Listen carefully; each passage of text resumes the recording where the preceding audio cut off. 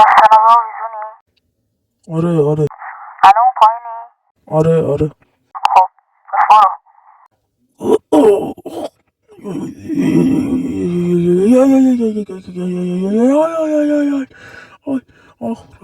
رفتم پایینم.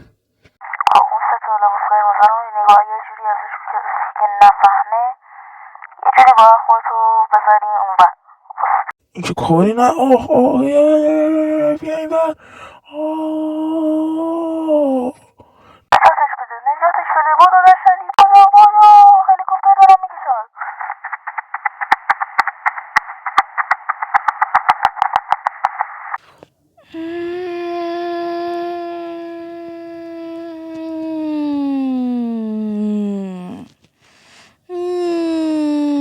این استخبار بودی؟ چیز خیلی باحالیه. آره این چقدر استخر خوبیه. بیا داشتی بیا عثمان هم بیا ببین اصلا خیلی خوبه. چه استخری اومده تو اکسپرمان مثلا ماشالله. چه استخری سوپر لاکچری خیلی باله. یه لحظه استوب. شما ویدیو رو میبینی لایک نمیکنی کامنت نمیذاری ساب هم نمیکنی.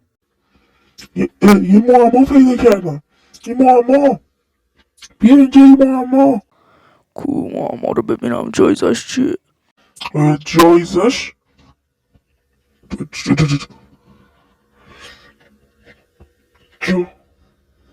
جایزش هرایده.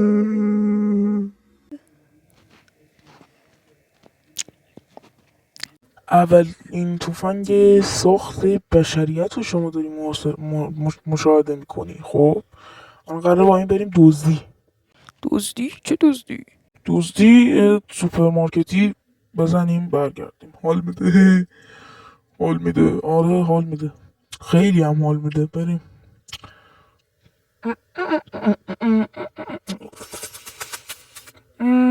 کوفت. آره جان، شما این ماسک رو داریم مشاهده میکنین که به قیمت اثر لئوناردو ماراکاتوت اسمش سخته، ولی یه دونش 2 میلیونه ناقابل. 2 میلیون؟ خب خیلی گرون نمیخوام. نه رو هم دیگه 3 نفرین دیگه میشه 6 نفر. یعنی نه 6 میلیون. نه بابا ستاره یه نمازگاه استفاده کن.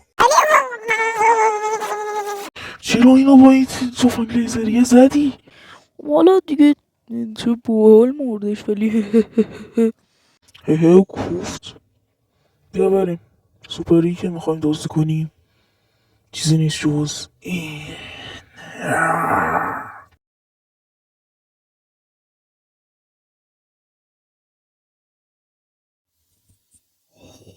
چتونه شما چرا اینجوری شد؟ این داستان ادامه و یه چیزی، اگر میخواین پارت بعدی خیلی زودتر بیاد، قسمت بعدی خیلی زودتر بیاد، باید مثبت 50 ویو بخوره. خدا نگهدار.